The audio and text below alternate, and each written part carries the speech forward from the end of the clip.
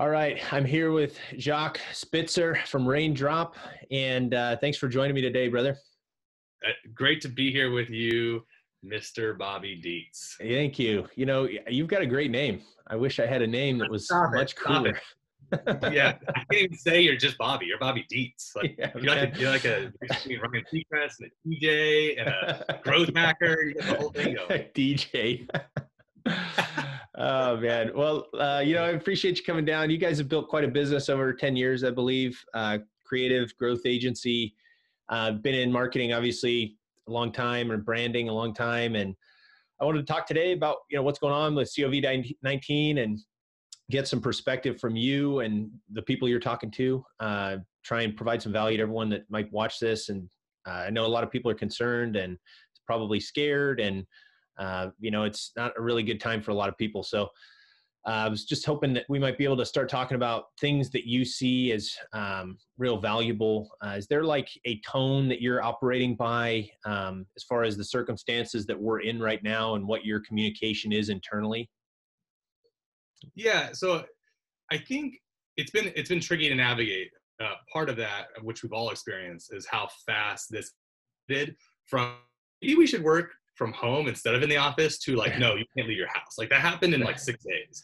Right. But I think where there's some confusion for the world right now is that at this point, there are some things getting canceled. Like, don't get me wrong, but there's a lot that's just on pause. Mm-hmm. I mean, when you look at like the NBA season, the Major League Baseball season, things are just paused. But then even in our own business world, I look at the workload that we have right now, and my anxiety went from, oh my gosh, all of this is getting paused. What does that mean? To, oh no, how are we going to handle when this does come back? I'll say in the months to come, with stuff that we already had scheduled and need to do, and things that people want to play catch up on. We have work that our clients want us to do right now that we're physically unable to do. They're just, they're shoots that require 15 people on set. We can't do that. My cat's deciding that now is the best time. And so I think what I'm seeing is right now is just a compression of work, and there'll be sort of like hopefully not too much of a bottleneck, but there will be a moment where everything gets compressed. And I do Q3, Q4 this year are just going to be madness. Unless, like, God forbid, we're in like awful situation of like some kind of Great Depression, but not seeing that really coming. I think it's just gonna be pent up demand. And I think we're going to be, unfortunately, it's like, if you're getting rest now, rest, because I think later is going to be a lot of work. Yeah. I hear that. And I hope you're right. It's interesting. My understanding is that you guys work with a lot of restaurants. Obviously restaurants have been kind of turned upside down. Hopefully some of them prepared and ready for this. I'm sure they've paused, like you said, and ready to come back at it. Is there any specific experiences that you might share from the restaurant clients that you have for others out there that might be going through something and looking for a little bit of light at the end of the tunnel? Yeah, it's interesting. I think there were a few of our clients who were well positioned for takeout. And obviously in this space, whether it be takeout or delivery, they were able to continue to serve people at a pretty high velocity. I actually had never done the research on what percentage of people actually ate out versus made food at home. And it's really, really high in terms of the number of people that it's over 50% of people eat their meals out of their home versus like in a restaurant or to go.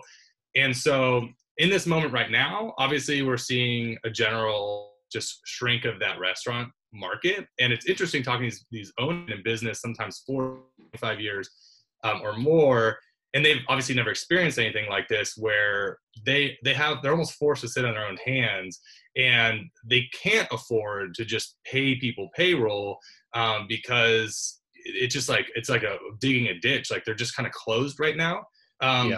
The good news is, and I remind everyone, it's like, now is not fun, but people are going to eat out again. And I'll tell you, for those of us that are home right now cooking, the logic would go, well, you're cooking, and so you're going to get into cooking more, and you're not going to want to eat out. I'm like, 5, 6, 7 months from now, the reality is that when people start to return back to normal work, all the same things take over, meaning you are dealing with like your kids being back in school, and you're juggling your job, and I mean, again, by the fall, I really hope I'm not looking back on this video and being like, I was totally wrong. But I think by the fall, life will resume in some capacity. Yeah, I hope. I got 3 kids, so working from home and school's closed. Well, I think again with the restaurants, it's like my encouragement to them, if for someone that would be listening, would be, you're not like, you couldn't really prepare for this moment truly, especially if you're like an experiential based restaurant, like where you're going and the ambiance matters just as much as the food, right? Yeah, absolutely. But some quick service places, they were really able to turn on a dime. And then you have other people, like I'm actually really interested in seeing, we work with Soup Plantation and Sweet Tomatoes with Garden Fresh. Sure. And I'll be really interested to see how they pivot out of this kind of scenario and what they do. I think what I'm looking at in the delivery space, and I think that a lot of people haven't really nailed, is how do you feed a family of 4 or 5 using Uber Eats or DoorDash affordably? Because like there's a lot of quick service that by the time you add on all the fees and everything else, like you're paying $60-$70 to get a meal delivered for the Dietz family, and it's like that's not sustainable. But I think that certain like a Soup Plantation with the soups and the salads and the carbs that they do, I think they could deliver a lot of value for like $25 and essentially bring that buffet into your home. Absolutely. And you're out the door with delivery for like under $35. Like honestly, I think if it might force some people to evolve, is I guess what I'm trying to say. Yeah, I think it's going to be good too. It's going to make businesses run a little bit leaner, de-lever, hopefully, bring some revenue in. The San Diego Zoo is a great example. I just talked to Ted over there, who's the marketing director, and they've made some spectacular changes. I mean, zoo is like the worst, Disneyland. These are terrible places to be in business, but I mean, they have, I got some notes here actually, like they've done 12 live webcams, kids channel content they've put up. They've done online games and daily stories about animals. Caretakers are sharing and demonstrating stuff. I mean, their web traffic's up 10x, which is, everyone's pixeled. And that is already that's happening. I mean, that is a quick pivot. And I think honestly, like in a couple other conversations I've had about this kind of stuff, this COVID-19 and what's changing, I think the quick actions was going to be what keeps you going, keeps the revenue coming in, keeps your customers happy. And so, like you talk about takeout and doing what you can do to have that be a part of your business for restaurants specifically is really good. And Bobby, I want to pause you to say, I hadn't really thought about it from that angle, but I love the idea of, for like we work at the San Diego Symphony, right?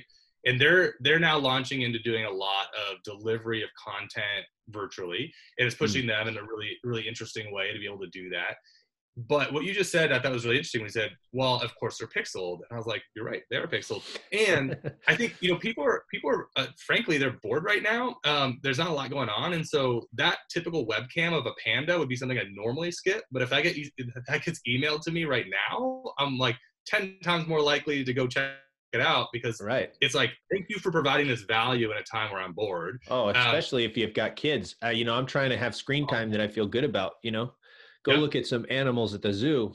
I feel totally guilt-free as a parent for that, So I love that idea. I'm going to be thinking about for our clients, how can we give away content right now and capture an audience that we can leverage later on when it comes back? Like selfishly, I know that sounds like a marketing thing to say, but it's true. I mean, like you're building an audience and you can't absolutely give it away. I think it's a great thought.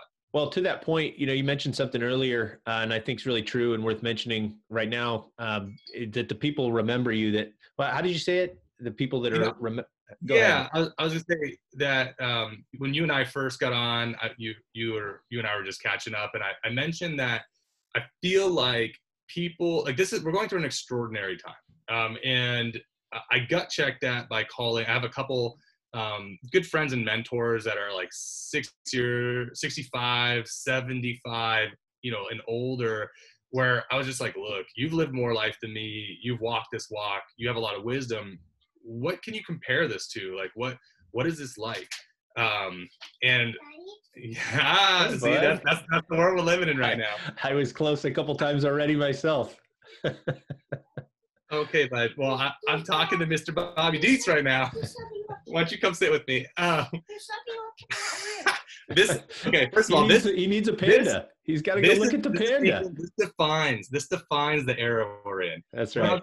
What I was going to say is that this is an opportunity. People are going to remember people are going to really remember the people that were thoughtful and generous to them in this moment, right? More than anything, because it's an extraordinary circumstance and it won't last forever. But yeah, in the ways that you can express kindness, thoughtfulness, and generosity, whether it be in your words or in something material, people will really remember that, I think, for years, if not a lifetime to come. So if we can get ourselves out of the fog of how scary and crazy this current moment is and think about the future, there's a lot of opportunity there.